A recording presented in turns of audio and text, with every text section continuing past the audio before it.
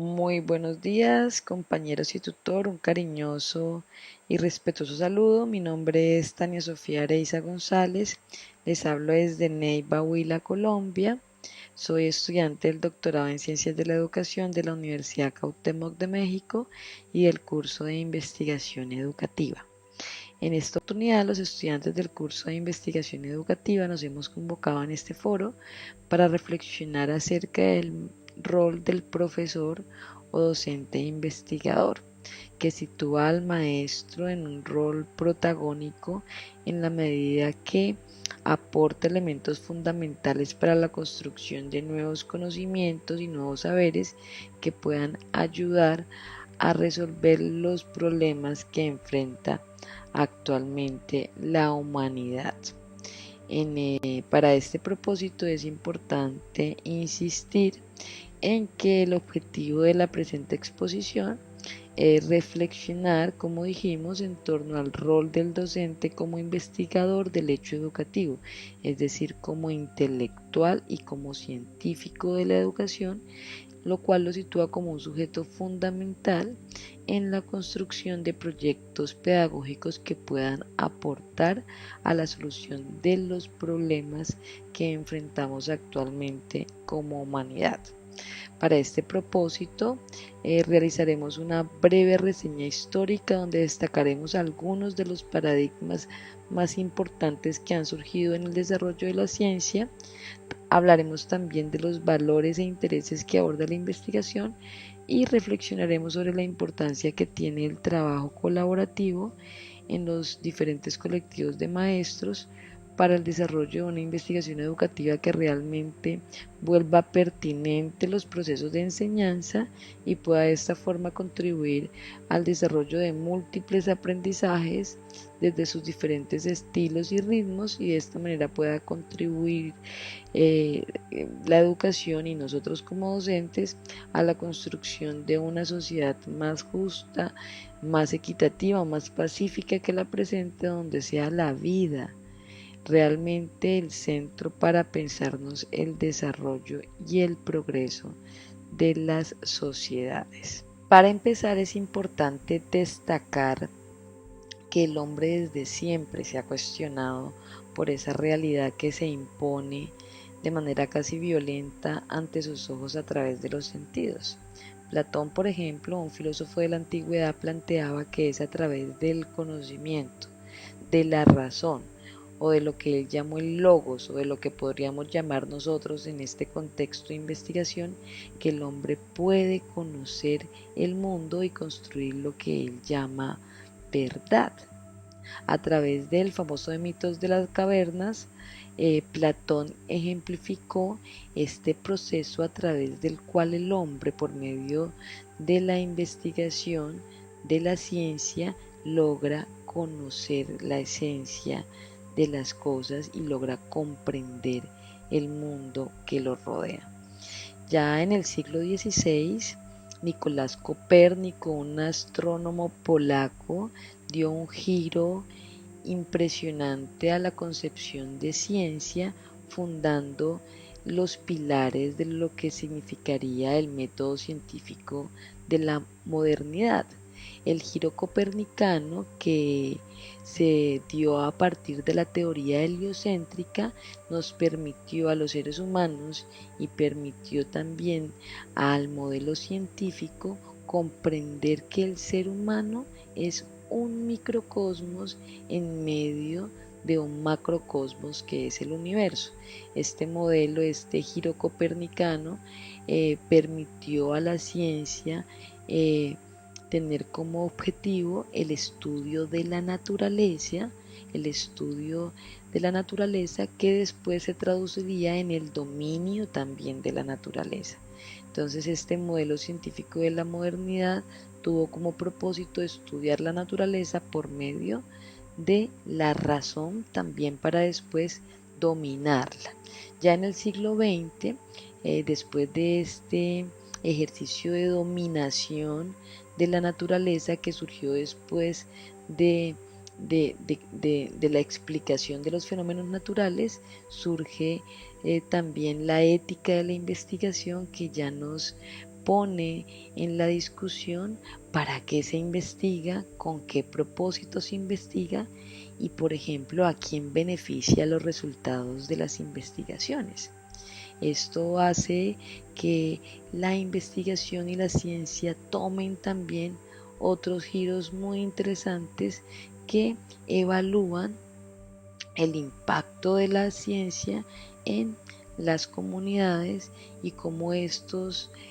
progresos realmente contribuyen a la convivencia, a la paz y al desarrollo de la humanidad. Surgen así durante el siglo XX distintos paradigmas científicos que asumen la investigación desde diversas perspectivas. El paradigma positivista, por ejemplo, que asume la investigación como un método para explicar los fenómenos y leyes de la naturaleza. Surgen también paradigmas como los propuestos por Max Weber, que asume y diferencia métodos para explicar los fenómenos y leyes naturales y métodos científicos para comprender los fenómenos sociales, dando origen a lo que conocemos hoy como los métodos cuantitativos y cualitativos. Paradigmas muy interesantes también los propuestos por Paul Ricoeur en una visión más integradora que desvirtúa esta dicotomía de enfoques cualitativos y cuantitativos, asumiendo la investigación como un método para explicar y comprender mejor el mundo. Y finalmente destacamos un paradigma muy interesante propuesto por Heidegger y Jonas, donde se asume la investigación no solo para explicar y comprender el mundo, sino para transformarlo. ¿Qué valores e intereses encierra la investigación? En primer lugar, un valor e interés muy importante es la curiosidad intelectual, que es esa capacidad innata que tenemos los seres humanos de reflexionar crítica y permanentemente la realidad que nos rodea y que nos convierte, en palabras del autor Domingo Roget, a los docentes en aprendices permanentes. Un segundo valor e interés fundamental es la cultura indagadora. Y para el autor Domingo Roget, pasar de la curiosidad intelectual a la cultura indagadora exige compromiso y disciplina. Y esto es muy importante, pues no solo basta con reflexionar y cuestionarnos sobre la realidad pedagógica, en nuestro caso, que nos rodea, sino que es fundamental indagar, ir más allá de nuestros presaberes y de nuestros prejuicios para asumir una actitud de pesquisa, de investigación que nos lleven a buscar nuevas conclusiones. Y un tercer valor e interés clave es la práctica reflexiva. El interés de la investigación es asumir prácticas reflexivas, prácticas que involucren métodos intencionados, una práctica que sea sistematizada, una práctica que involucre instrumentos pensados previamente para asumir, digamos, la acción educativa. La práctica reflexiva es una práctica intencional, ¿sí? No una práctica espontánea ni improvisada, sino una práctica que tiene unos métodos, unos instrumentos y unas intenciones determinadas. El paradigma epistemológico de la educación involucra tres procesos fundamentales. En primer lugar, por supuesto, está la práctica docente, que como vimos anteriormente debe ser una práctica reflexiva y que estimule lo que el autor Domingo Roget llama la curiosidad intelectual. Esta práctica, al ser una práctica autocrítica y reflexiva, va a abrirnos las puertas a la indagación, a la investigación pedagógica. Sin embargo, dentro de este paradigma epistemológico de la educación, la investigación de las prácticas educativas debe ir más allá incluso de la investigación pedagógica y adentrarse en las variables que analizan otras ciencias de la educación. Analizar, por ejemplo, el contexto social, político, económico, motivacional que está detrás de una práctica pedagógica es fundamental para comprenderla de manera mucho más profunda. Es por esto que dentro de este paradigma epistemológico de la educación no basta con hacer una investigación pedagógica, sino que es necesario hacer una investigación más amplia y holística que involucre variables a veces desconocidas e invisibles que analizan otras ciencias de la educación, como la sociología de la educación, como la antropología, como la psicología, la economía e incluso la política. Como vemos, la relevancia de la investigación o la ciencia en la práctica educativa es fundamental, pues nos lleva a convertirnos en docentes que van más allá de la transmisión de datos e información para convertirnos en sujetos políticos fundamentales en la transformación de la ciencia y la investigación permiten que construyamos como docente una práctica pedagógica metódica, con un propósito definido. Esto nos va a llevar a cuestionarnos e indagarnos de manera permanente, lo cual se traducirá finalmente en una transformación de las prácticas pedagógicas.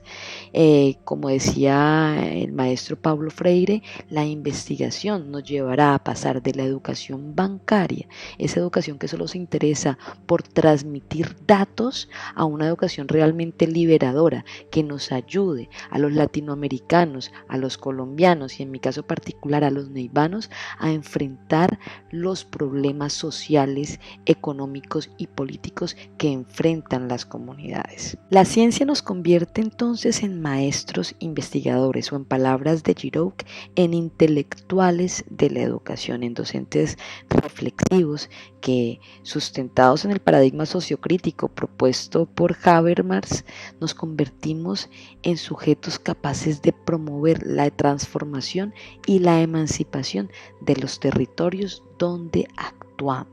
El docente o el profesor investigador y reflexivo partirá entonces del contexto para asumir sus prácticas educativas y hará una relación recíproca y permanente entre la teoría y la práctica, superando así al profesor técnico y tradicional, sustentado en el paradigma positivista que solo desea explicar y transmitir información y datos, y que enfoca su rol en la transmisión técnica de algunos contenidos. El maestro investigador será sobre todo un maestro transformador, un maestro que no solo se centra en la práctica pedagógica, sino que es capaz de analizar holísticamente el fenómeno educativo para hallar en él las variables a veces invisibles, los contextos políticos, sociales, económicos que determinan realmente las prácticas educativas